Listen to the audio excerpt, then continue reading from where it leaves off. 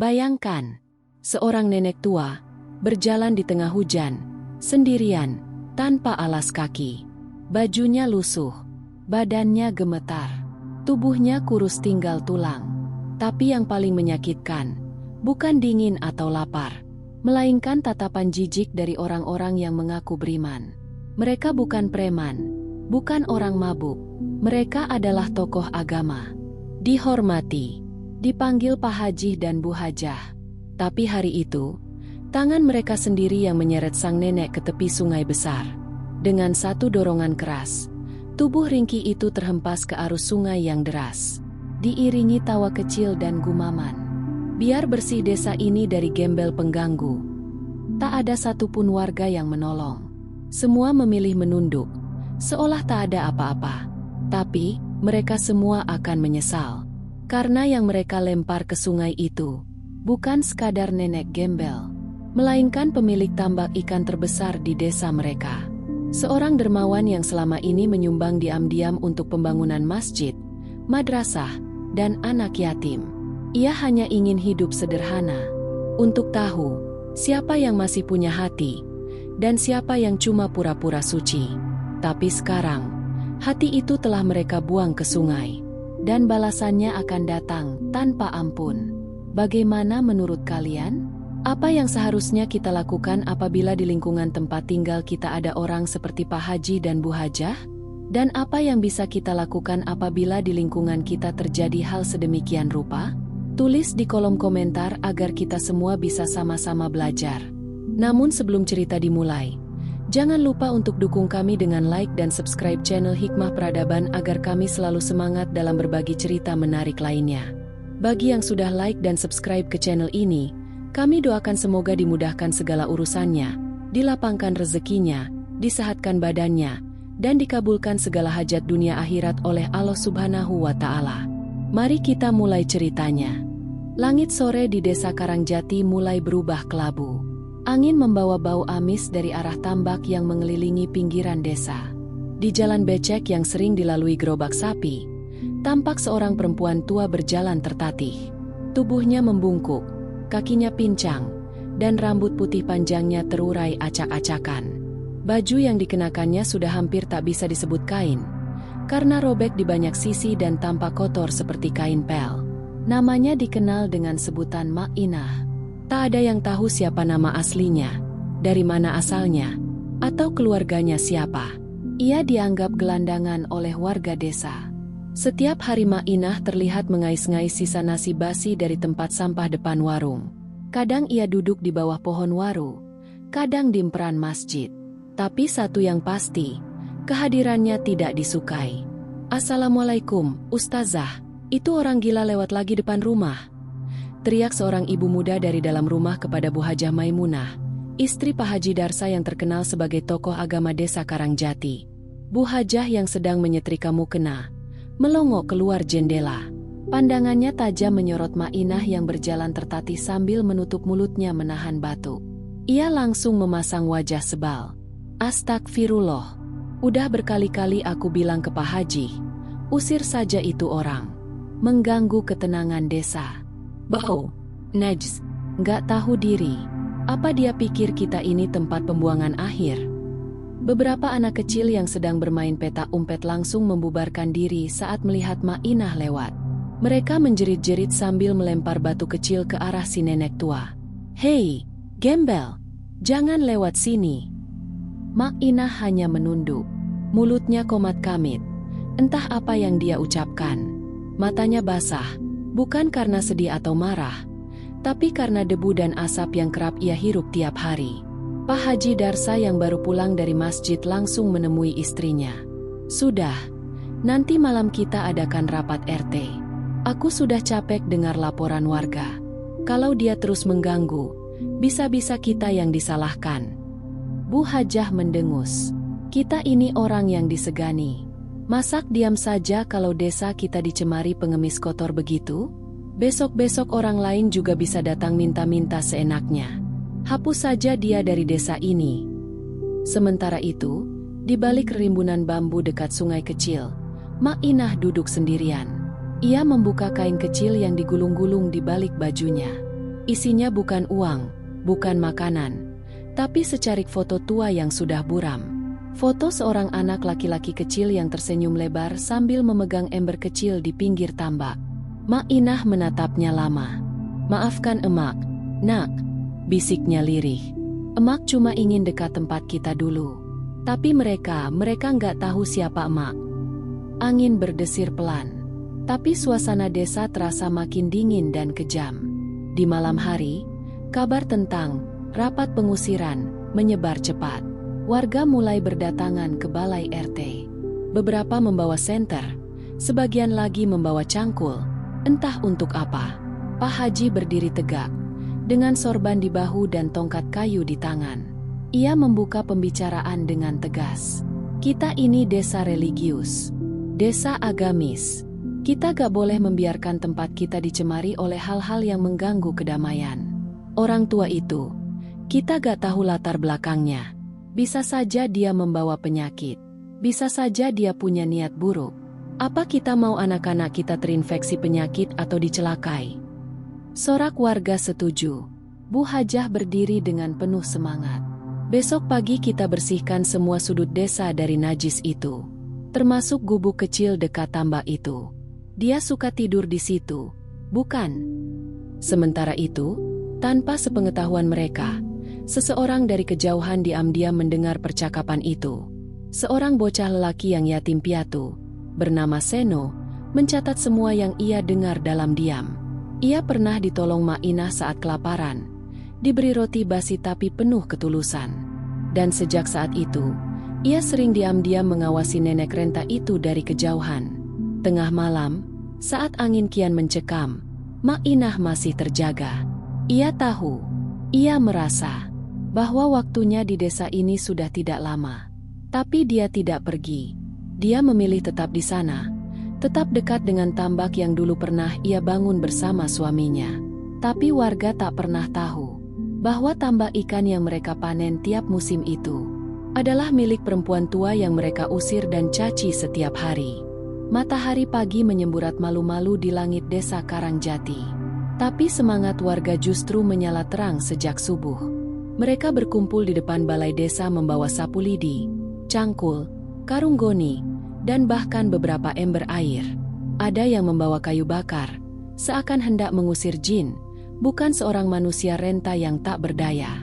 Pak Haji Darsa berdiri paling depan.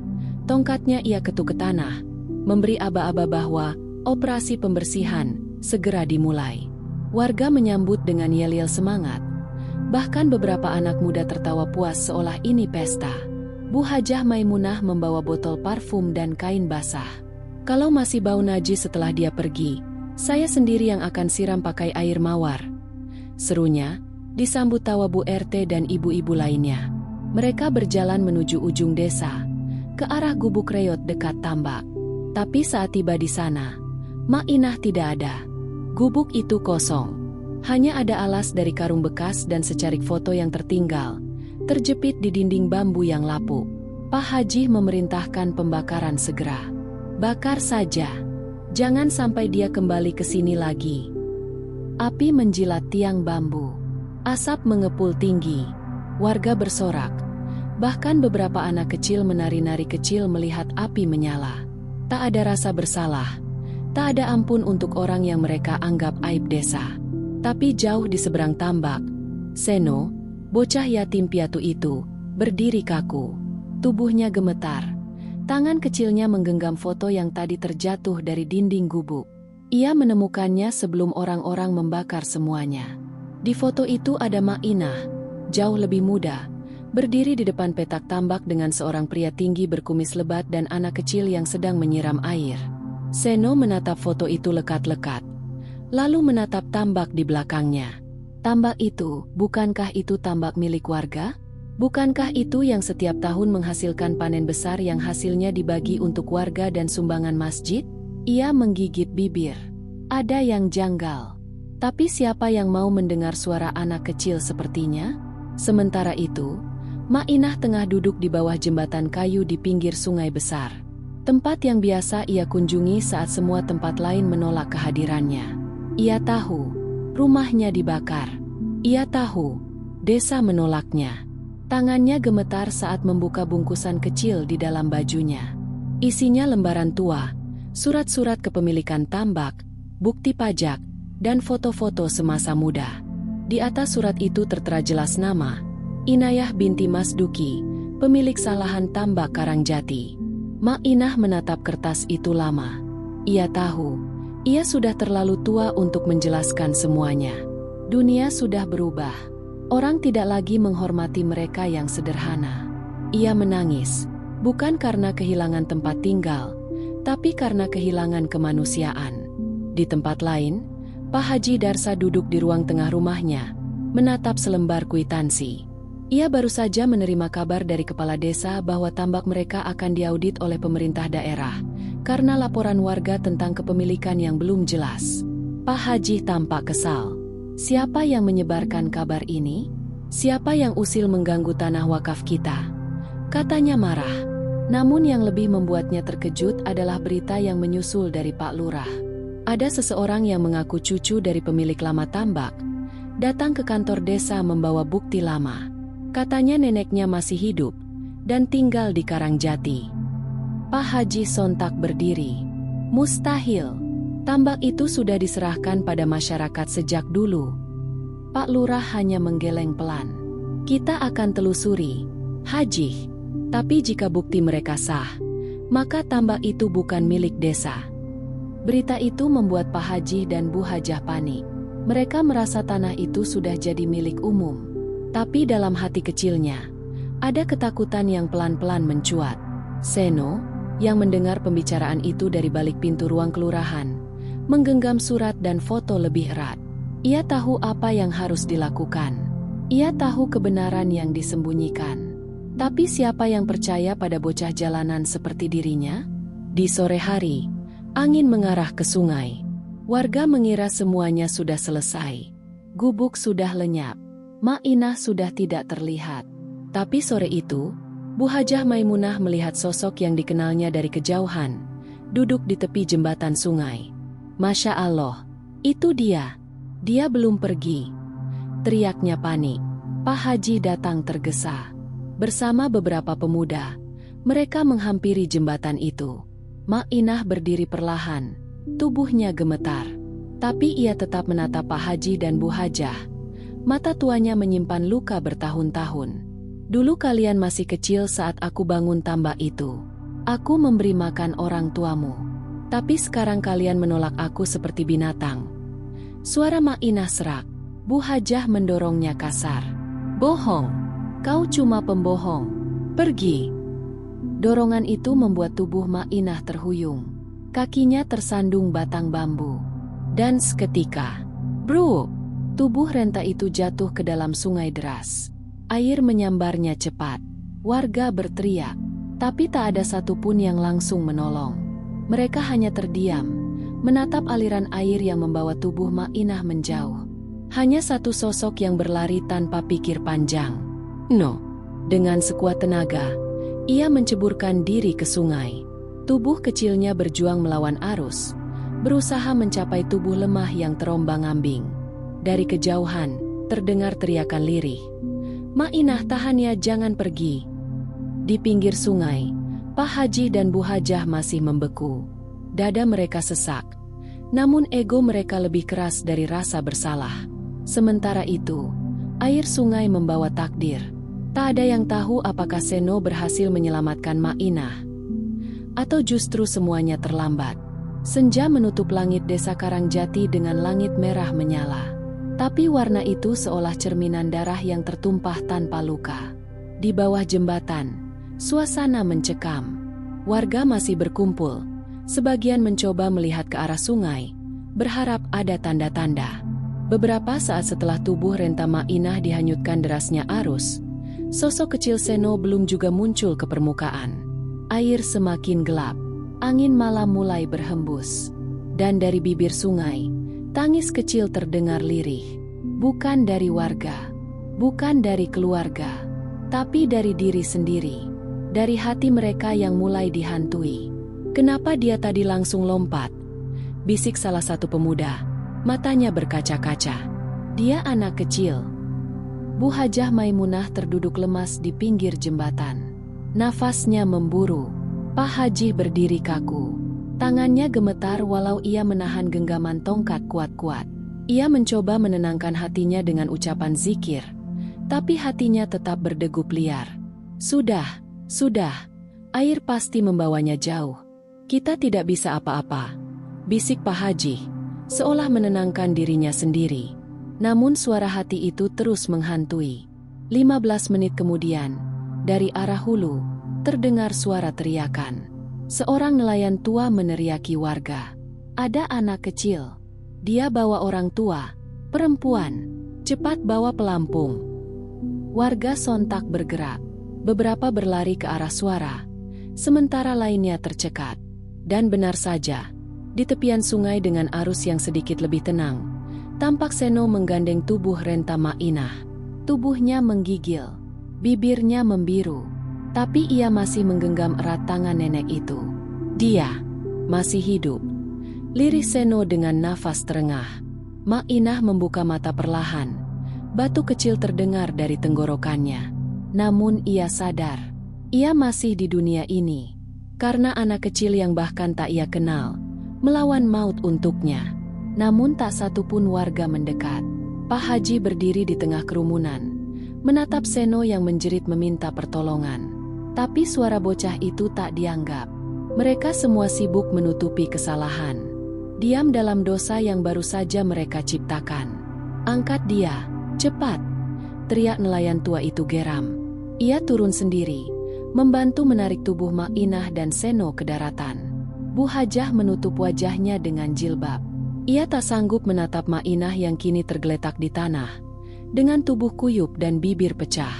Tapi matanya masih menatap tajam, bukan dengan dendam, tapi luka yang mengendap puluhan tahun. Disinilah semuanya berubah. Keesokan harinya, Desa Karangjati gempar. Surat kabar lokal menulis besar-besar. Nenek tua pemilik tambak Karangjati dibuang ke sungai, diselamatkan bocah yatim piatu. Media sosial mulai ramai. Video warga yang tanpa sadar merekam saat pengusiran tersebar. Teriakan Bu Hajah, sorakan massa, dan adegan tubuh Renta yang didorong ke sungai menjadi tontonan viral. Komentar berdatangan. Astagfirullah, manusia apa ini? Gila, ini bukan warga desa, ini monster semua. Siapa anak kecil itu? Dia lebih manusia daripada semua orang di desa itu. Desa Karangjati yang biasanya tenang berubah jadi lokasi yang dibenci ribuan netizen. Wartawan mulai berdatangan. Polisi memulai penyelidikan atas laporan pembuangan orang tua ke sungai. Dan yang paling menampar Pak Haji serta Bu Hajah adalah surat undangan resmi dari pengacara. Surat itu diserahkan langsung ke tangan Pak Haji pagi-pagi buta. Di dalamnya tertulis, "Kami, keluarga almarhum Haji Masduki, menyatakan bahwa tanah tambak Karangjati sepenuhnya dimiliki oleh ahli waris tunggal, Inayah binti Masduki." Pak Haji terduduk. Ia tak bisa berkata apa-apa. Bu Hajah menangis diam-diam di kamar. Tangannya menggenggam tumpukan kwitansi dan catatan yang dulu mereka manipulasi bersama perangkat desa. Semua bukti bisa menyeret mereka ke jeruji besi.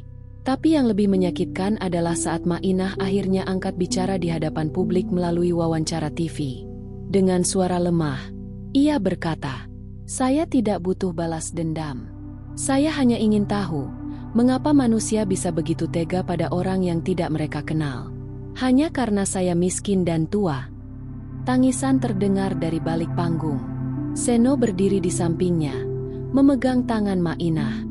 Sejak hari itu, desa tak lagi bisa tidur nyenyak. Konflik semakin memuncak. Penyelidikan hukum, tekanan media, warga yang mulai saling menuduh. Dan di tengah semua itu, satu pertanyaan menghantui seluruh warga desa. Siapa sebenarnya Seno? Sejak insiden penyelamatan itu, nama Seno menjadi pembicaraan hangat di seluruh penjuru desa. Di pasar, di masjid, bahkan di warung kopi, tak ada yang tak membahas bocah kecil dengan wajah kumal dan baju lusuh yang nekat terjun ke sungai demi menyelamatkan nenek yang mereka buang sendiri. Namun satu hal yang tak diketahui banyak orang, tak ada satupun warga yang tahu asal-usul Seno. Bocah itu seperti muncul dari tanah, tanpa keluarga, tanpa alamat, dan tanpa siapapun yang mencarinya. "Dia dari mana sebenarnya?" tanya Bu Yati, penjual gorengan, kepada pelanggan yang sedang duduk di bangku kayu depan warungnya. Dengar-dengar, dia sudah tinggal di dekat kandang kambing belakang masjid sejak 3 bulan lalu. Tapi nggak pernah minta-minta, malah sering bantu orang, jawab Pak Somad sambil mengunyah tempe goreng. Sementara itu, Mak Inah, yang masih lemah, perlahan mulai pulih di rumah sakit kecil milik yayasan. Setiap hari, Seno datang membawakan air hangat dan bubur dari dapur umum. Tak banyak bicara, hanya duduk di samping ranjang sambil memijat pelantangan Mak Inah yang keriput. Wajah nenek itu berkali-kali berlinang air mata. Bukan karena sakit, tapi karena sosok kecil yang bahkan tak punya hubungan darah dengannya, telah memberi arti yang lebih besar dari seluruh keluarga yang ia miliki di masa lalu. "Siapa kamu, Nak?" tanya Mak Inah pada suatu pagi. Seno hanya tersenyum. "Orang bilang saya nggak punya siapa-siapa. Tapi kalau nenek mau, saya bisa anggap nenek keluarga saya." Air mata itu jatuh lagi. Kali ini deras, tak terbendung. Sementara itu, situasi rumah Pak Haji dan Bu Hajah kian memburuk. Media mulai menyorot kehidupan mereka. Wawancara demi wawancara diminta, namun mereka selalu menolak. Wartawan mulai mengepung pagar rumah. "Ini fitnah," teriak Pak Haji pada malam hari saat melihat akun media sosial putrinya diserbu ribuan komentar hujatan. "Ini hanya kesalahan kecil. Kenapa semua orang jadi hakim?" Bu Hajah tak sanggup menjawab. Ia hanya bisa duduk termenung di kursi goyang, memeluk tas berisi perhiasan yang kini nilainya tak lebih dari tumpukan beban. Semua kemewahan terasa hambar. Rumah besar itu kini sunyi dan menakutkan. Satu demi satu tetangga mulai menjauh. Beberapa warung menolak menjual bahan makanan ke rumah Pak Haji. Anak-anak kecil berteriak, "Pembunuh nenek!" setiap kali mereka lewat. Dan pada malam keempat setelah kejadian, selembar surat panggilan dari kepolisian datang. Pak Haji dan Bu Hajah diminta datang untuk pemeriksaan awal atas dugaan tindak kekerasan terhadap lansia dan pencemaran nama baik. Bu Hajah menangis.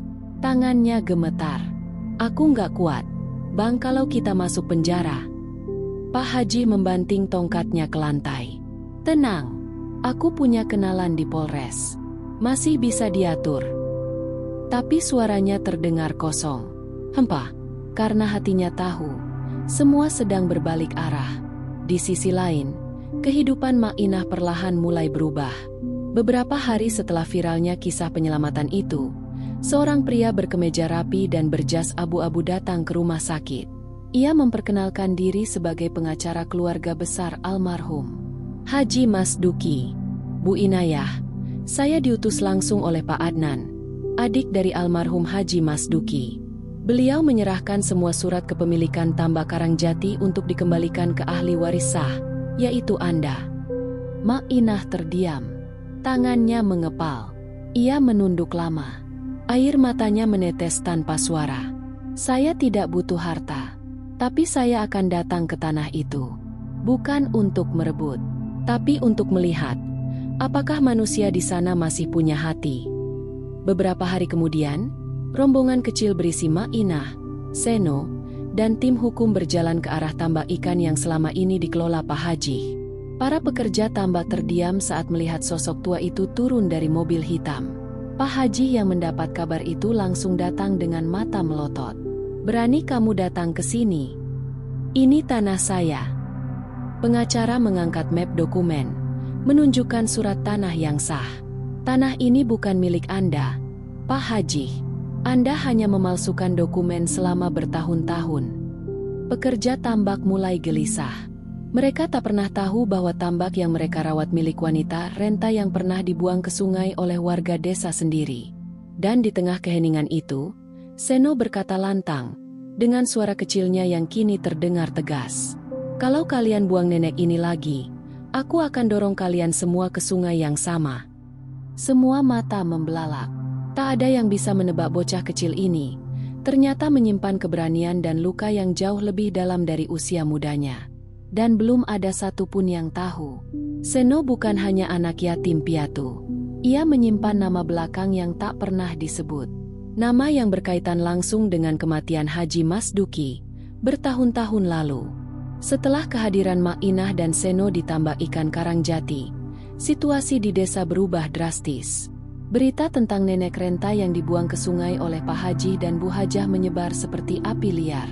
Namun, yang tak pernah diduga, kejadian itu membuka tabir rahasia lama yang berhubungan dengan kematian Haji Mas Duki, suami Mak Inah dan pemilik sah tambak ikan terbesar di desa.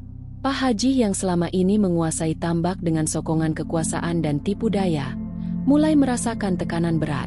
Setiap malam, ia terbangun dengan mimpi buruk wajah Mak Inah yang penuh luka dan tatapan Seno yang tajam, seolah mengancamnya. Namun, arogansi dan kesombongannya masih menutupi ketakutan itu. Ini belum berakhir, gumam Pak Haji ketika ia duduk di ruang tamu besar dengan Bu Hajah yang semakin kurus dan murung. Kita harus cari cara agar nenek itu dan anak kecil itu diam. Bu Hajah mengangguk, matanya sembab. Tapi bagaimana, Bang? Mereka sudah dapat dukungan dari keluarga besar almarhum Haji Mas Duki. Surat-surat tanah itu sudah jelas. Pak Haji menggenggam gelas kopi dengan keras, hampir menghancurkannya. Kita akan pakai cara lama. Ancaman, intimidasi, apapun yang bisa membuat mereka takut. Kita sudah terlalu jauh untuk mundur sekarang. Di balik rumah mewah Pak Haji, para pekerja tambak yang selama ini hanya diam mulai merasa bingung. Mereka tahu ada sesuatu yang tidak benar. Kenapa tiba-tiba nenek tua itu bisa dapat surat kepemilikan? Apakah selama ini kami bekerja untuk orang yang salah? Tanya salah seorang karyawan bernama Joko kepada teman-temannya. Namun, takut pada konsekuensi, mereka memilih bungkam. Sementara itu, Mak Inah dan Seno tidak tinggal diam. Setelah beberapa hari di desa, mereka mulai mencari tahu lebih banyak tentang masa lalu Pak Haji dan Bu Hajah serta hubungan mereka dengan kematian suaminya, Haji Mas Duki. Seno yang selama ini dikenal pendiam mulai menunjukkan sisi lain yang penuh rasa ingin tahu dan tekad. Ia membawa beberapa arsip lama yang ditemukan di rumah sakit dan pondok sederhana tempat ia tinggal, yang ternyata menyimpan dokumen-dokumen berharga terkait tambak. Aku tidak mau nenek hanya menang karena surat, kata Seno dengan suara tegas pada suatu sore. Kita harus buktikan siapa sebenarnya Pak Haji dan apa yang dia sembunyikan. Mak Inah menatap bocah itu penuh haru. Kamu hebat, Nak. Kau lebih dari sekadar anak yatim. Kau membawa harapan kami. Mereka pun memutuskan untuk menghubungi tokoh desa yang pernah dekat dengan Haji Mas Duki, terutama Pak Mursid, tetua desa yang dikenal bijaksana dan penuh pengalaman. Pak Mursid tinggal di rumah kayu tua di pinggir desa, tak jauh dari pasar kecil yang biasa didatangi warga. Ketika Mak Inah dan Seno datang, Pak Mursid menyambut dengan senyum lemah dan tangan terbuka. Sudah lama aku menunggu hari ini, Bu, ucapnya pelan. Akhirnya keadilan akan datang. Di balik wajahnya yang bersahaja, Pak Mursid menyimpan kenangan pahit tentang perseteruan lama yang melibatkan Haji Mas Duki, Pak Haji, dan Bu Hajah. Waktu itu, Haji Mas Duki ingin membangun desa ini menjadi lebih baik dengan tambak ikan yang besar, kata Pak Mursid. Tapi Pak Haji dan Bu Hajah, yang hanya menginginkan kekuasaan dan uang, berusaha menghalangi. Bagaimana caranya? Tanya Mak Inah penuh penasaran. Pak Mursid menarik nafas panjang. Mereka memfitnah Haji Mas Duki dengan berbagai cara. Ada gosip bahwa Haji Mas Duki melakukan korupsi dan penyelewengan dana desa. Mereka juga menyebar rumor bahwa nenekmu itu gila dan tak pantas memegang hak tambak. Dan yang paling parah, Pak Mursid terdiam sejenak. Mereka melakukan konspirasi untuk menghilangkan Haji Mas Duki. Mata Mak Inah berkaca-kaca. Apa maksudmu hilang? Tahun itu, saat banjir besar melanda desa, Haji Mas Duki ditemukan tewas tenggelam di sungai besar. Semua bilang itu kecelakaan. Tapi aku yakin ada tangan jahat yang mendorongnya, ucap Pak Mursid dengan suara bergetar. Seno memandang lurus ke mata Pak Mursid. Kalau begitu, kita harus buktikan siapa yang bertanggung jawab. Di sisi lain, Pak Haji mulai melancarkan serangan baliknya. Ia mengumpulkan beberapa orang yang loyal padanya, termasuk preman lokal yang selama ini ia bayar dengan hasil tambak. Kalau nenek tua itu berani datang ke sini lagi, hajar habis dia dan anak kecil itu. perintah Pak Haji dengan nada dingin. Teguran itu membuat suasana di desa semakin tegang. Beberapa warga yang selama ini pasif mulai takut. Kalau kita melawan Pak Haji, dia bisa bikin hidup kita susah, bisik Bu Sari kepada suaminya di warung kopi. Namun, tidak semua takut. Ada pula warga yang mulai berdiri bersama Mak Inah dan Seno, terutama para ibu-ibu dan pemuda yang ingin melihat keadilan ditegakkan. Di tengah semua ini, Seno bertekad mengungkapkan kebenaran melalui media sosial. Ia merekam video singkat tentang kondisi tambak dan kezaliman Pak Haji dan Bu Hajah.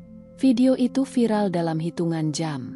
Komentar-komentar netizen penuh kemarahan mengalir deras.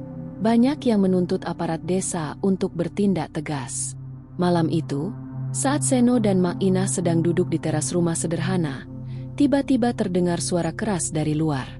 Seorang pria bertubuh besar dan berwajah garang mendekati mereka. "Kalian harus minggir dari sini. Ini peringatan terakhir," ujar pria itu sambil menunjuk-nunjuk Seno. Mak Inah berdiri melangkah maju. "Kami tidak akan mundur. Keadilan harus ditegakkan." Pria itu tertawa sinis.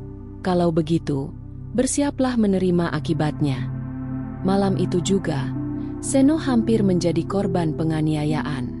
Beruntung, beberapa warga yang menentang Pak Haji segera datang dan mengusir preman itu. Namun, kejadian itu membuat situasi makin memanas. Pihak kepolisian mulai turun tangan untuk mengawal keamanan. Beberapa hari setelahnya, sebuah rapat besar desa diadakan. Semua warga dipanggil untuk mendengarkan bukti-bukti dan keterangan saksi terkait kepemilikan tambak. Mak Inah dan Seno hadir dengan penuh keyakinan. Pak Haji dan Bu Hajah juga datang. Wajah mereka tampak tegang dan marah. Ketua desa membuka rapat dengan suara berat. "Hari ini kita akan mencari kebenaran. Semua pihak harus jujur demi masa depan desa." Saksi demi saksi dihadirkan. Surat-surat asli kepemilikan tambak, rekaman suara, dan foto-foto lama ditunjukkan. Pak Haji berusaha membela diri dengan segala cara. Ia menuduh Mak Inah memalsukan dokumen dan menyebarkan fitnah. Namun, bukti-bukti yang ditunjukkan sangat kuat. Warga mulai bergeser ke pihak Mak Inah.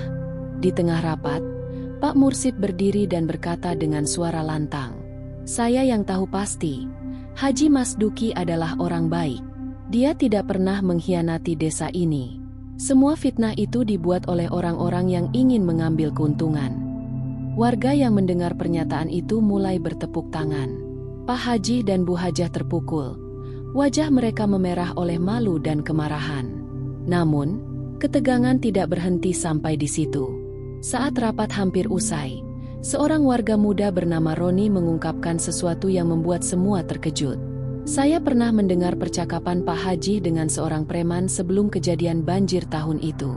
Mereka berencana untuk menghabisi Haji Masduki supaya bisa menguasai tambak." Semua mata tertuju pada Pak Haji. Ia membeku dan kemudian bangkit berdiri dengan amarah membara. "Itu fitnah. Aku akan tuntut kalian semua." Namun, suasana rapat sudah pecah. Beberapa warga mulai berteriak, ada yang menangis, dan beberapa yang merasa marah mulai melempar kursi. Ketua desa menghentikan kericuhan dengan suara tegas. "Kita harus serahkan semua bukti kepada polisi. Hanya hukum yang bisa menentukan siapa benar dan salah." Malam harinya, di rumah Pak Haji, suasana berubah menjadi neraka. Ia dan Bu Hajah bertengkar hebat. "Kau yang membuat semuanya berantakan," teriak Bu Hajah sambil melempar gelas ke dinding. "Kau yang terlalu lemah. Kalau bukan karena aku, nenek itu sudah lama tidak di sini," balas Pak Haji dengan wajah merah. "Kau buta dan sombong. Karena keserakahanmu, kita akan kehilangan segalanya." Mereka bertengkar sampai larut malam. Suara mereka membuat tetangga takut dan gelisah. Keesokan harinya, polisi akhirnya datang untuk memeriksa Pak Haji dan Bu Hajah. Mereka dibawa ke kantor polisi untuk dimintai keterangan terkait dugaan pembunuhan berencana dan pemalsuan dokumen. Di ruang tahanan, Pak Haji menatap kosong ke dinding. Ia merasa dunianya runtuh. Bu Hajah duduk dengan kepala tertunduk. Air matanya mengalir deras. Ini semua karena kita terlalu serakah dan menyakiti orang yang tidak bersalah, bisik Bu Hajah dalam hati. Sementara itu, Mak Inah dan Seno menjalani hidup baru yang penuh harapan. Mereka memulai kembali tambak ikan Karangjati dengan bantuan warga yang kini percaya pada kejujuran dan keadilan. Seno, yang dulunya anak yatim piatu penuh luka, kini menjadi sosok yang dihormati dan disayangi. "Ini baru permulaan, Nenek," katanya suatu sore sambil melihat matahari terbenam di atas tambak. "Kita akan buat desa ini lebih baik." Mak Inah tersenyum. Air matanya mengalir. "Terima kasih, Seno. Kau telah menjadi keluarga sejati." Beberapa minggu setelah penggerbekan Pak Haji dan Bu Hajah oleh aparat desa, suasana di Karangjati mulai sedikit berubah. Namun, bayang-bayang gelap pengkhianatan masih membayangi Mak Inah dan Seno. Mereka tahu, meskipun sudah mendapat keadilan di atas kertas, ancaman nyata belum hilang. Mak Inah sering terjaga di malam hari, memikirkan nasib desa dan tambaknya. Wajah Pak Haji yang penuh kebencian terus menghantui pikirannya. Sedangkan Seno, yang kini sudah mulai percaya diri, diam-diam mulai melatih diri untuk menjaga dirinya dan neneknya dari kemungkinan serangan. "Kita tidak boleh lengah, Nenek," ujar Seno suatu sore saat mereka duduk di pinggir tambak. Pak Haji mungkin sudah ditahan, tapi anak buahnya masih banyak di luar sana. Mak Inah mengangguk. "Aku tahu, Nak, tapi kita harus kuat. Ini bukan hanya tentang kita, tapi tentang seluruh warga desa." Hari-hari berlalu, Karangjati mulai pulih. Para warga yang tadinya takut kini mulai kembali bekerja di tambak. Namun, di balik itu semua, ada sekelompok orang yang tidak rela melihat perubahan ini. Mereka adalah kelompok loyalis Pak Haji yang bersembunyi di balik bayang-bayang, menunggu kesempatan untuk bangkit kembali. Di suatu malam yang dingin, Seno sedang pulang dari sekolah ketika dia merasa ada yang mengikutinya. Hati kecilnya mulai berdebar, tapi dia berusaha tenang dan mempercepat langkah. Namun, saat dia memasuki gang sempit dekat rumah, tiba-tiba dua pria besar menghadangnya. "Kami cuma mau ngobrol, bocah," kata salah satu pria dengan suara kasar. "Jangan banyak tingkah." Seno menatap tajam, mencoba mencari cara untuk keluar dari situasi itu. Namun, tiba-tiba dari kejauhan terdengar suara mobil yang mendekat. Dua pria itu langsung mundur dan menghilang dalam kegelapan. Seno menghela nafas lega, namun kejadian itu semakin menambah rasa waspada di hatinya. Sementara itu, Mak Inah mendapat kabar dari beberapa warga bahwa alat-alat tambak mulai dirusak. Mereka menduga ada sabotase dari orang-orang yang tidak suka dengan keberhasilan mereka. "Ini sudah gila," ucap Mak Inah dengan suara penuh emosi saat berbicara dengan beberapa tetangga. "Kita sudah berjuang mati-matian untuk mendapatkan hak ini, tapi mereka masih berusaha menjatuhkan kita." Seorang pemuda bernama Ardi, yang selama ini membantu Seno dan Mak Inah, mengusulkan agar mereka membentuk semacam kelompok pengamanan. "Kita harus siap siaga, Bu. Jangan sampai perjuangan kita sia-sia." Mak Inah mengangguk setuju.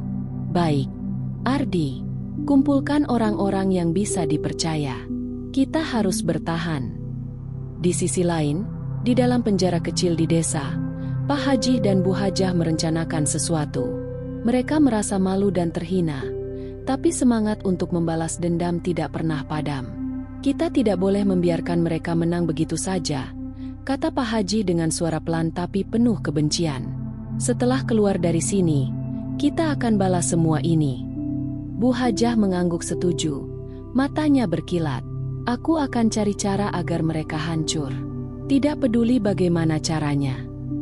Rencana-rencana gelap mulai mereka susun dengan rapi, meskipun hanya terbatas dari balik jeruji besi. Kembali ke Karangjati, Seno dan Ardi mulai mengorganisasi kelompok pengamanan.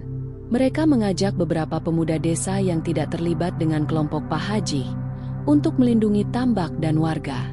"Ini bukan hanya soal pertarungan fisik," kata Seno pada malam pertama pertemuan mereka. "Kita harus lebih pintar dan waspada. Mereka mungkin akan pakai cara licik." Ardi menambahkan, "Kita juga harus siapkan bukti jika ada tindakan kriminal, supaya bisa langsung lapor ke polisi." Malam itu mereka menyusun jadwal ronda dan sistem komunikasi yang sederhana tapi efektif. Semangat mereka menyala, meskipun ancaman makin jelas di depan mata. Namun, suatu pagi yang cerah, berita buruk datang. Salah satu gudang alat tambak ditemukan terbakar habis. Warga desa terkejut dan marah. "Kita harus cari tahu siapa pelakunya," teriak seorang ibu saat berkumpul di balai desa. Mak Inah yang menerima kabar itu hanya bisa menghela nafas panjang. Ini sudah di luar batas. Seno, yang mendengar kabar tersebut, langsung bergegas menuju lokasi kebakaran. Dia melihat jejak-jejak kaki yang mengarah ke sebuah rumah kosong di ujung desa. "Ada yang sengaja mengatur ini," gumamnya.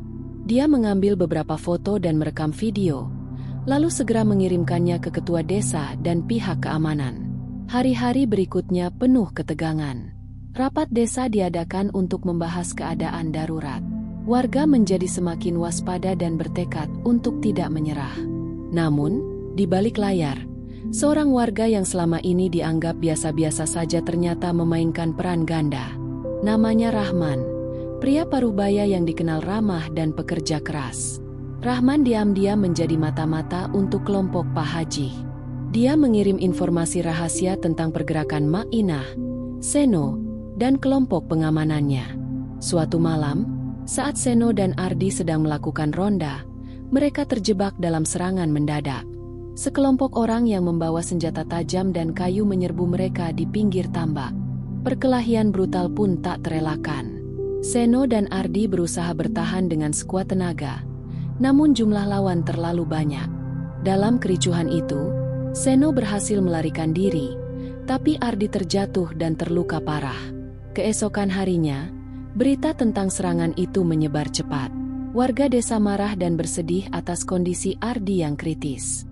Mak Inah merasa terpukul. "Kita harus hentikan ini sebelum semakin banyak yang terluka," katanya pada warga saat pertemuan darurat. Seno yang pulang dari rumah sakit tempat Ardi dirawat, bertekad untuk mengungkap siapa dalang di balik semua ini. "Aku yakin ada orang dalam yang membantu mereka," ujar Seno dengan mata tajam. Dengan bantuan beberapa warga yang bisa dipercaya, Seno mulai menyelidiki Rahman. Ia mengumpulkan bukti-bukti dan mencari tahu siapa yang mendukung Rahman dalam menyusup ke kelompok mereka. Ternyata Rahman bukan satu-satunya pengkhianat. Ada beberapa warga yang selama ini pura-pura mendukung Mak Inah tapi diam-diam melaporkan gerak-gerik mereka ke kelompok Pak Haji. Seno dan Mak Inah merasa dikhianati dan kecewa. "Ini lebih buruk dari yang aku bayangkan," kata Mak Inah. Konflik internal desa semakin memuncak. Warga terbagi menjadi dua kubu, yang mendukung perubahan dan yang tetap loyal pada kekuasaan lama. Namun, tekad Mak Inah dan Seno tidak goyah. Mereka berusaha menjaga persatuan dan mengajak warga yang masih ragu untuk melihat kebenaran dengan mata hati. Di tengah semua itu, polisi desa mulai bertindak lebih tegas. Mereka menambah patroli dan menangkap beberapa orang yang terbukti melakukan sabotase. Pada suatu sore, Seno menerima pesan misterius yang mengajak bertemu di tempat sepi. Dengan penuh waspada, dia pergi ke lokasi yang ditunjuk. Di sana, seorang pria bertopeng muncul. "Aku punya informasi penting tentang Rahman dan kelompok Pak Haji," katanya pelan. Seno mendengarkan dengan seksama. Pria itu memberitahu bahwa Rahman dan kroninya akan melakukan serangan besar-besaran untuk mengambil alih tambak dan menghancurkan Mak Inah dan Seno. "Jika kau ingin bertahan, kau harus waspada dan siap," ujar pria itu sebelum menghilang dalam bayang malam. Keesokan harinya, Seno segera mengabarkan hal ini ke Mak Inah dan warga yang bisa dipercaya. Mereka mulai menyiapkan rencana pertahanan yang lebih matang. Namun, ketegangan meningkat saat warga yang mengkhianati kelompok Mak Inah mulai terlihat lebih berani. Beberapa alat tambak kembali dirusak dan ancaman fisik semakin nyata. Saat fajar menyingsing, terjadi serangan besar di tambak. Sekelompok orang bersenjata datang menyerang, mencoba membakar tempat penyimpanan ikan dan peralatan. Namun, kali ini Seno dan warga sudah siap. Mereka melawan dengan keberanian dan strategi yang matang. Perkelahian sengit terjadi di bawah sinar matahari pagi. Di tengah kekacauan itu, Seno berhasil menangkap Rahman yang mencoba melarikan diri. Warga yang melihat itu berteriak gembira dan penuh semangat.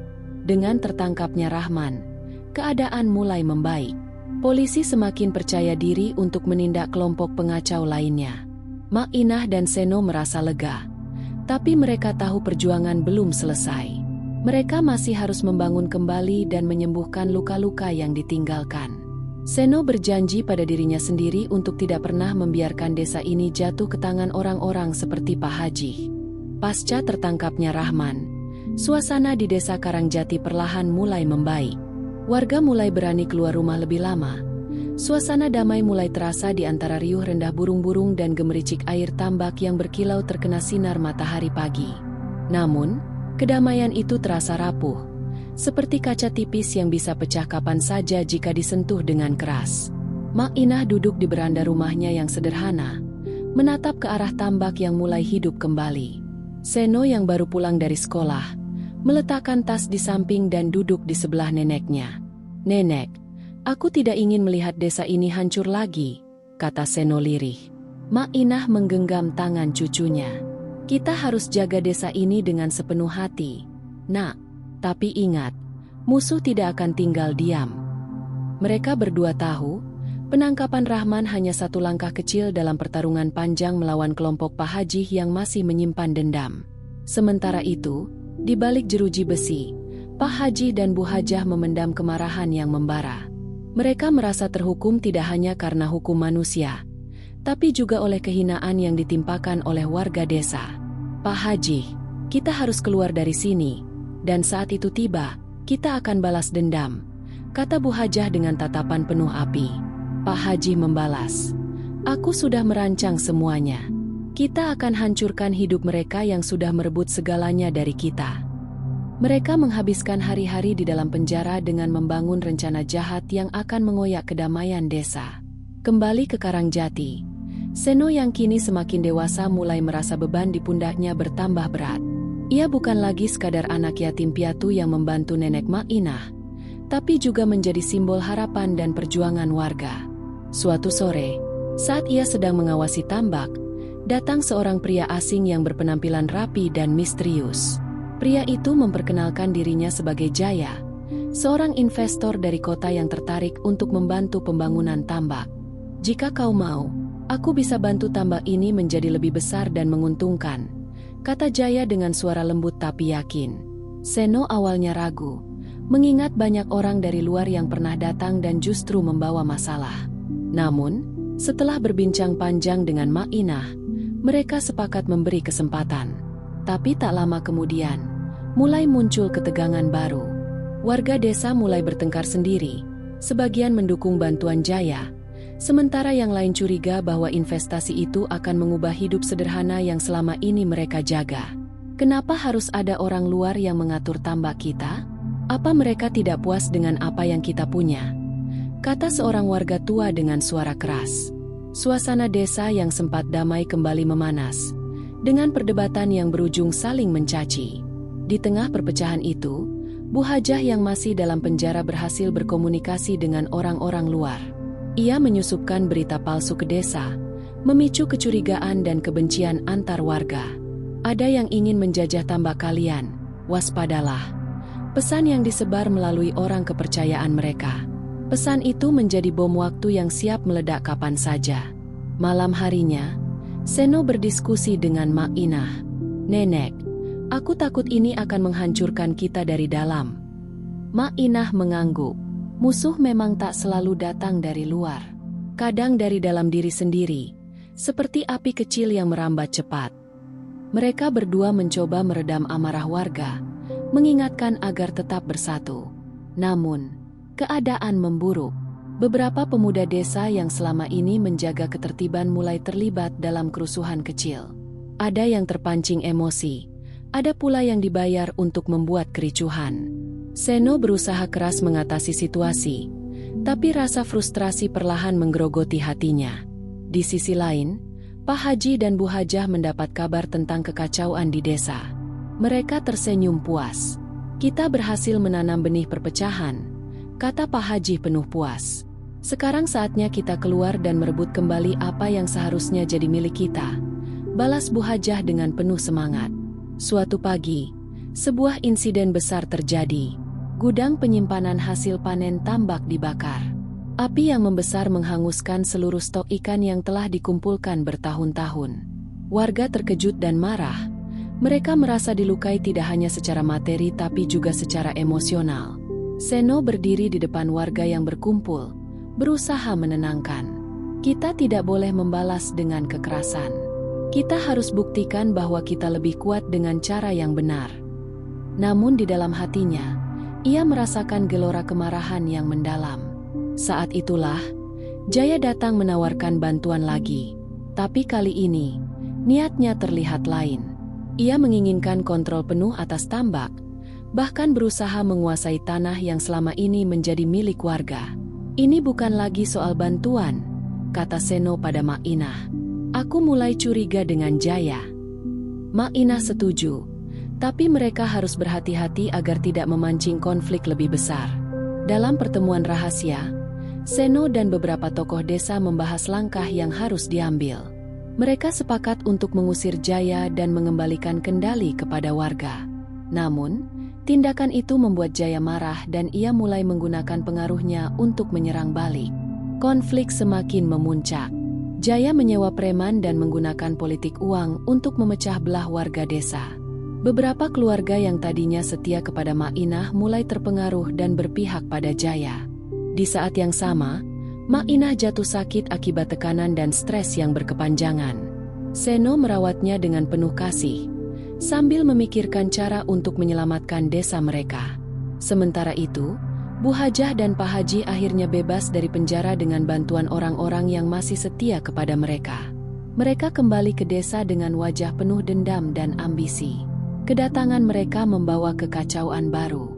Mereka menggerakkan kelompok lama dan membangun kekuatan untuk menggulingkan Mak Inah dan Seno. Di sebuah malam gelap, terjadi pertemuan rahasia antara Pak Haji, Bu Hajah, dan Jaya. Mereka merencanakan serangan besar untuk mengambil alih tambak dan menghancurkan Mak Inah serta Seno. Desa Karangjati yang dulu damai kini berubah menjadi medan pertempuran sunyi penuh intrik dan pengkhianatan. Ketika malam tiba, suara gemerisik daun dan langkah kaki tak dikenal mengisi kegelapan. Warga semakin terpecah dan waspada. Tidak ada yang benar-benar merasa aman. Seno memandang langit malam yang bertabur bintang, berusaha mengumpulkan kekuatan di tengah gelapnya suasana hati. Di balik dirinya, Mak Inah yang semakin lemah terbaring di kamar kecil mereka. Setiap napas nenek itu terasa seperti doa yang bergema dalam kesunyian. Pagi itu, Seno mendapat kabar dari salah seorang warga bahwa gudang baru mereka yang berisi bibit ikan dan peralatan tambak telah dibobol. Barang-barang penting hilang, beberapa bahkan rusak berat.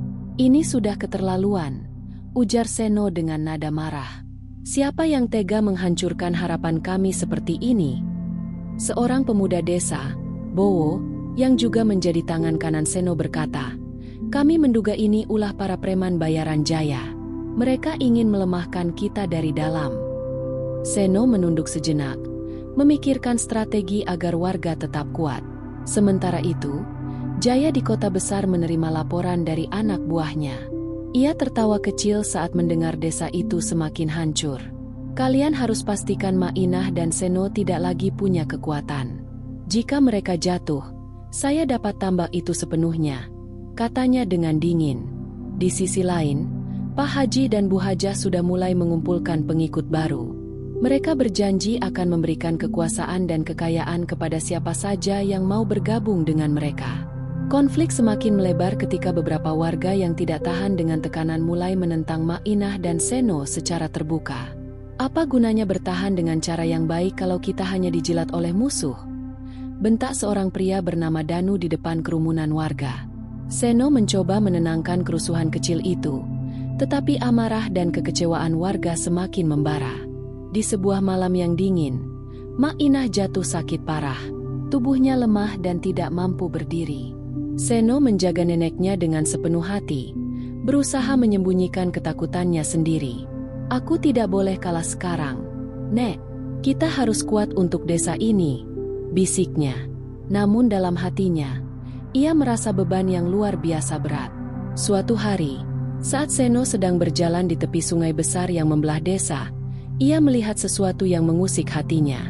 Di balik pepohonan, sosok nenek tua yang familiar, lusuh dan penuh luka, duduk termenung. Itu adalah nenek gembel tua yang dulu pernah dibuang oleh Pak Haji dan Bu Hajah ke sungai itu. Wajahnya penuh luka dan kelelahan, tapi matanya masih menyimpan ketenangan yang dalam. Seno teringat cerita nenek Mainah tentang nenek itu, pemilik tambak ikan terbesar yang memilih hidup sederhana agar tidak memancing iri.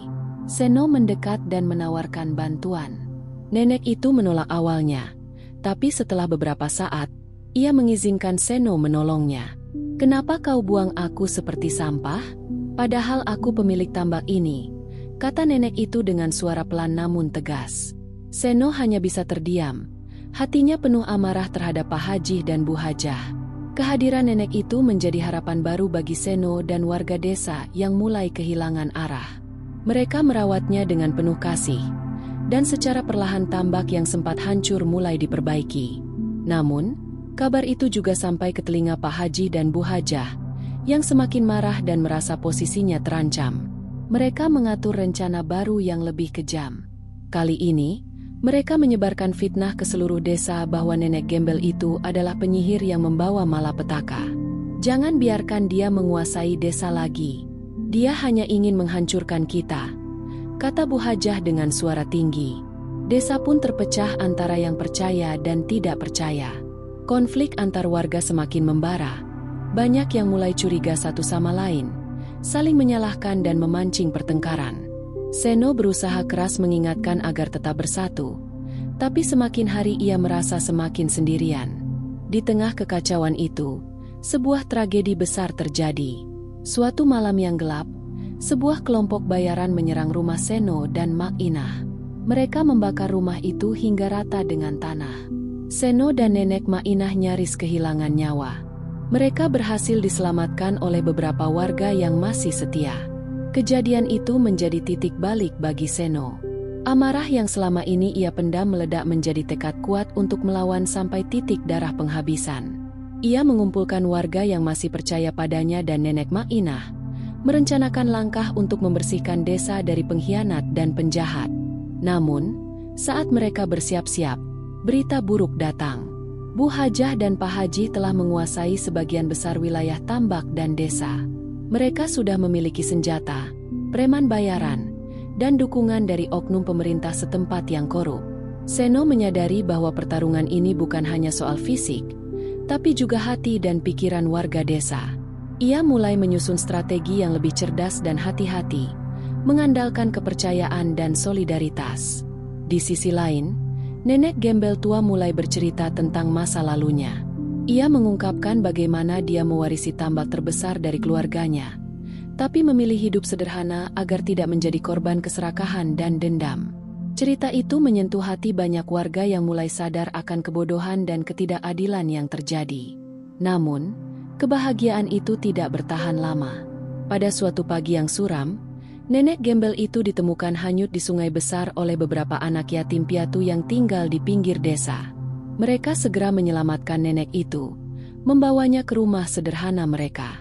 Kabar ini menyebar cepat, membangkitkan kemarahan yang luar biasa dari warga yang masih percaya pada kebaikan nenek tersebut. Seno dan Mainah berjuang sekuat tenaga agar warga tidak terpecah oleh fitnah dan balas dendam yang membabi buta. Desa Karangjati kini berdiri di ambang kehancuran. Setelah malam-malam penuh duka dan air mata, warga mulai mengerahkan segala kekuatan yang tersisa untuk melawan kezaliman Pak Haji dan Bu Hajah. Di tengah gelapnya suasana, ada bara harapan yang mulai menyala di hati mereka yang masih percaya pada kebenaran. Seno berdiri di depan rumah sederhana yang kini menjadi markas kecil perjuangan mereka. Suara riuh langkah kaki dan bisik-bisik tekad menyelimuti halaman rumah itu. Warga berkumpul, membawa alat seadanya, dari cangkul hingga kayu, bahkan beberapa membawa senjata tajam dari dapur mereka. Mereka siap bertarung bukan hanya untuk diri mereka sendiri, tapi untuk keadilan yang selama ini diabaikan.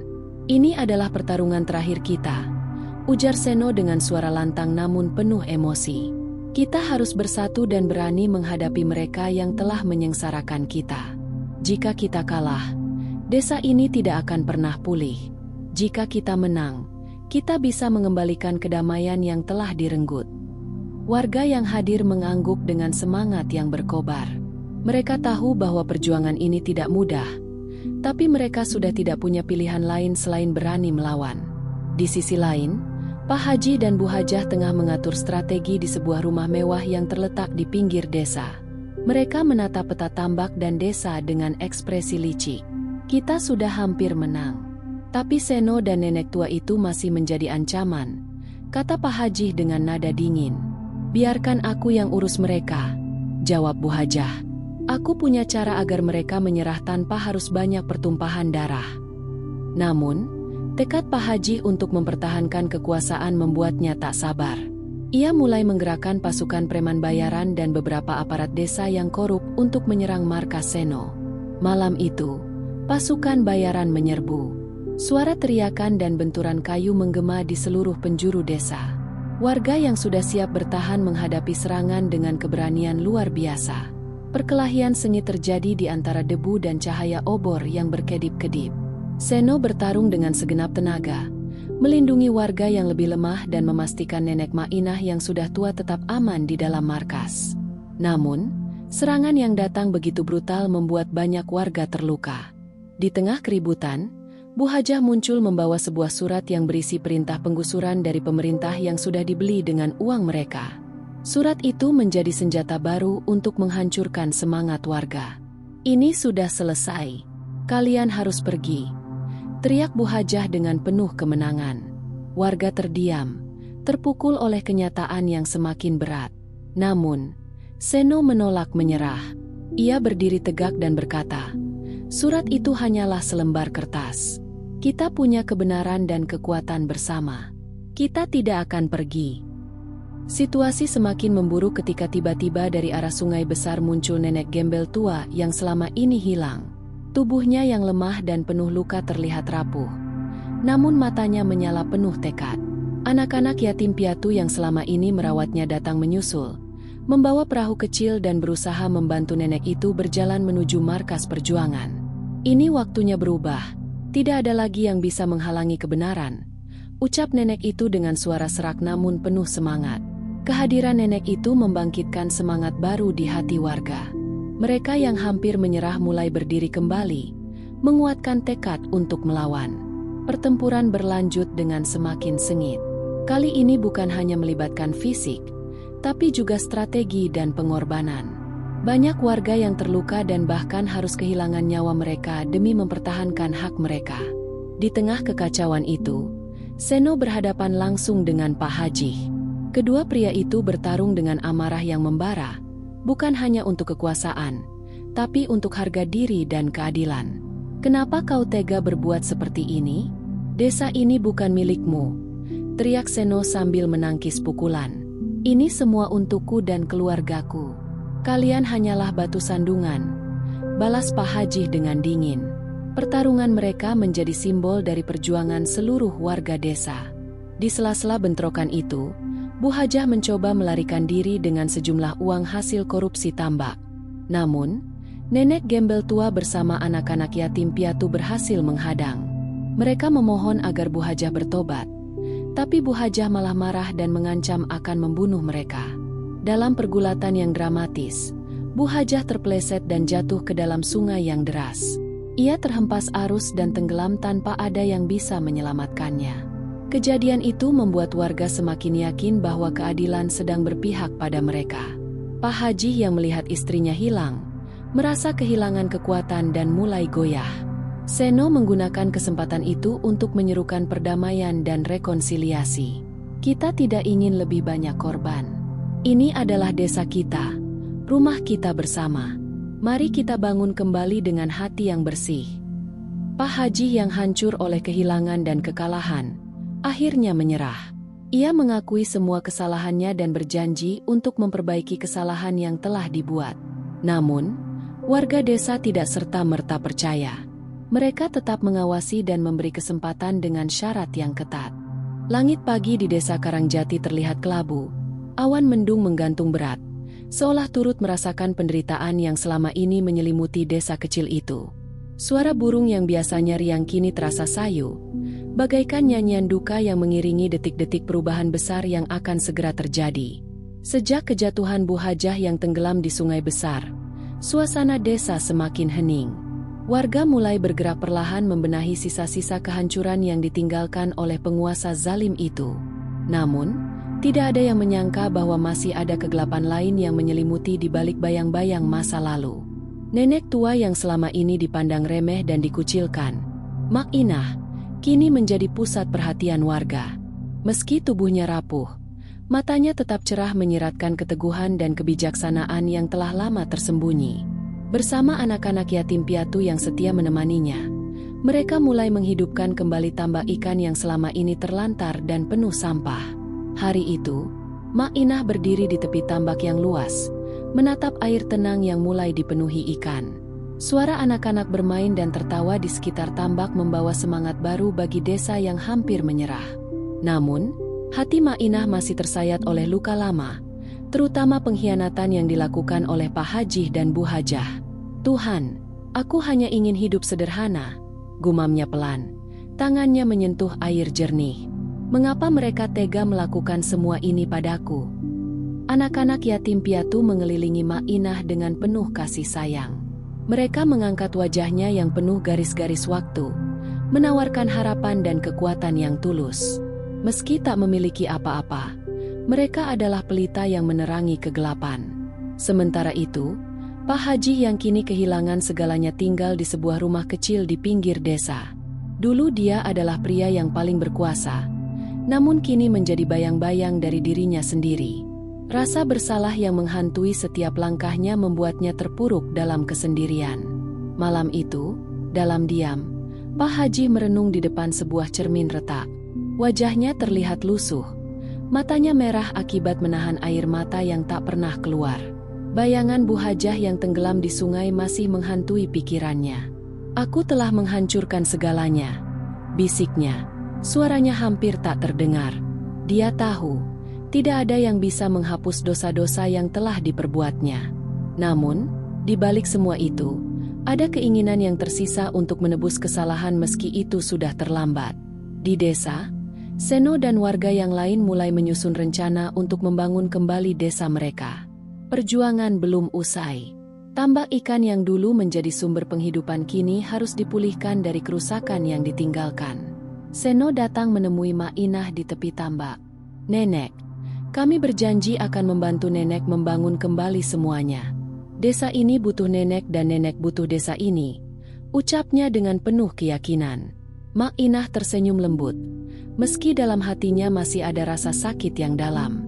"Terima kasih, Seno. Aku percaya, selama kita bersama, tidak ada yang tidak mungkin." Namun, ketenangan itu tidak berlangsung lama. Berita tentang tambak terbesar yang sebenarnya dimiliki oleh nenek tua itu tersebar luas. Beberapa orang dari luar desa datang dengan niat tidak baik. Mereka mengincar kekayaan tersembunyi yang selama ini disembunyikan oleh Mak Inah demi hidup sederhana. Konflik baru pun muncul. Para pendatang itu menggunakan berbagai cara, mulai dari bujuk rayu hingga ancaman kekerasan, agar Mak Inah dan warga menyerahkan hak atas tambak tersebut. Di tengah tekanan yang semakin berat, Seno menggelar pertemuan dengan warga desa. "Kita tidak boleh menyerah. Tambak ini adalah milik nenek kita dan milik kita semua. Kita harus bersatu menjaga hak kita." Warga yang hadir mengangguk setuju, meskipun ketakutan masih menyelimuti hati mereka. Namun, ketegangan makin memuncak ketika beberapa pendatang mulai menyebarkan fitnah tentang Mak Inah, mengatakan bahwa dia hanyalah penipu yang ingin menguasai tambak orang lain. Fitnah itu menyebar cepat, membuat sebagian warga mulai ragu dan terpecah pendapat. Beberapa orang yang dulu setia mulai menjauh, takut terlibat dalam masalah yang semakin pelik. Mak Inah merasa terluka, bukan hanya karena fitnah tapi karena rasa ketidakpercayaan dari sesama warga desa yang selama ini dia anggap keluarga. "Aku hanya ingin hidup sederhana, tapi mereka malah membuatku terasing," katanya dengan suara parau di hadapan Seno. Seno berusaha menguatkan nenek tua itu. "Kebenaran pasti akan terungkap. Nenek, jangan pernah hilang harapan." Di tengah kekacauan itu, anak-anak yatim piatu yang selama ini menemani Mak Inah menjadi tumpuan semangat baru. Mereka tidak peduli dengan fitnah. Mereka hanya tahu satu hal, nenek mereka adalah sosok yang penuh kasih dan kebaikan. Konflik semakin memuncak ketika Pak Haji yang merasa bersalah datang mengunjungi Mak Inah secara diam-diam. Ia ingin meminta maaf dan menawarkan bantuan. Namun kedatangannya justru menimbulkan kemarahan warga. "Jangan pernah datang lagi. Kau sudah membuat kami menderita," teriak beberapa warga, membuat Pak Haji terdiam dan menunduk dalam rasa malu. Namun, Mak Inah dengan lembut merangkul Pak Haji. "Semua orang bisa berubah. Tapi kau harus membuktikan itu dengan tindakan, bukan kata-kata." Pak Haji menerima nasihat itu dengan hati terbuka. Ia bertekad untuk memperbaiki semuanya meskipun harus memulai dari nol. Hari-hari berikutnya, ia mulai membantu membangun kembali tambak bersama warga. Perlahan tapi pasti, kepercayaan mulai tumbuh kembali. Namun bayang-bayang masa lalu masih sulit untuk hilang sepenuhnya. Di sisi lain, anak-anak yatim piatu terus menjaga Mak Inah dengan penuh kasih sayang. Mereka juga menjadi jembatan untuk mendamaikan warga yang mulai terpecah. Suatu malam, saat hujan turun deras, Mak Inah jatuh sakit. Warga yang mendengar berita segera datang membantu, berusaha merawatnya dengan penuh perhatian. Dalam kondisi lemah, Mak Inah memanggil Seno dan anak-anak yatim piatu ke sisinya. "Jaga desa ini baik-baik. Jangan biarkan kejahatan dan ketamakan menguasainya. Jadikan desa ini tempat yang damai dan penuh kasih," pesannya dengan suara lirih. Semua menatapnya dengan haru dan air mata mulai mengalir di pipi mereka. Tak lama setelah itu, Mak Inah menghembuskan napas terakhirnya dengan tenang, dikelilingi oleh orang-orang yang mencintainya. Desa Karangjati kehilangan sosok yang telah menjadi pelindung dan penyejuk hati. Namun, warisan dan ajarannya tetap hidup di hati semua orang. Anak-anak yatim piatu yang selama ini menjadi pelindungnya kini tumbuh menjadi pemimpin baru yang siap melanjutkan perjuangan. Pak Haji yang kini benar-benar menyesali perbuatannya datang ke makam Mak Inah. Ia berlutut, memohon ampun dan berjanji untuk menjaga desa seperti yang diajarkan nenek itu. Namun, warga yang dulu menderita akibat perbuatannya masih sulit melupakan luka lama. Pak Haji harus menjalani hukuman sosial dan bekerja keras untuk menebus dosa-dosanya.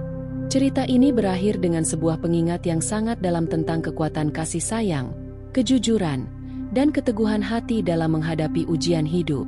Dari seorang nenek tua yang sederhana dan anak-anak yatim piatu yang penuh harapan, kita belajar bahwa kebaikan sejati tidak pernah hilang, bahkan di tengah kezaliman dan pengkhianatan. Sebagaimana firman Allah dalam Al-Quran yang menguatkan hati kita semua. Sesungguhnya sesudah kesulitan itu ada kemudahan. Quran Surat Al-Insyirah 6. Cerita ini adalah fiktif, dibuat seolah nyata untuk bisa diambil hikmah dan pelajaran berharga bagi kita semua. Semoga kita bisa menjadi pribadi yang selalu mengedepankan kasih, kesabaran, dan kejujuran dalam kehidupan. Terima kasih sudah menyimak cerita ini sampai akhir.